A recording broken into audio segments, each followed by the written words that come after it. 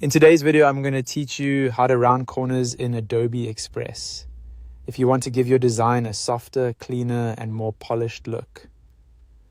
Rounding the corners of an image or shape is a quick and simple way to do it.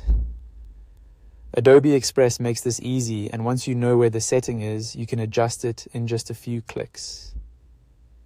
To begin, open your project in Adobe Express. Make sure you're inside the design where you want to edit the element. This can be anything from a social media graphic to a presentation slide or a custom layout. Once your project is open, locate the image or shape you want to modify on the workspace canvas. Next, select that image or shape by clicking on it. This is important because the corner settings will only appear when the element is actively selected.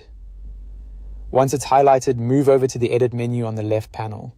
In that panel, look for the Corners option and click it to open the corner controls. Now you'll see a slider that lets you control how rounded the corners are. Drag the slider to the right if you want softer, more rounded edges. If you prefer sharper corners, drag it back to the left. As you move the slider, you should see the changes happen directly on the canvas, which makes it easy to find the look that fits your design. If you want more control, click the link icon next to the slider. This allows you to adjust each corner separately instead of keeping them all the same. That can be especially useful if you're creating a more custom layout or trying to match a specific visual style. Just keep in mind that subtle changes often look the most professional, so it helps to make small adjustments and preview the result as you go. Once you're happy with how the corners look, deselect the image or shape by clicking anywhere outside of it on the canvas. This applies your changes and lets you view the final result more clearly in the context of your full design.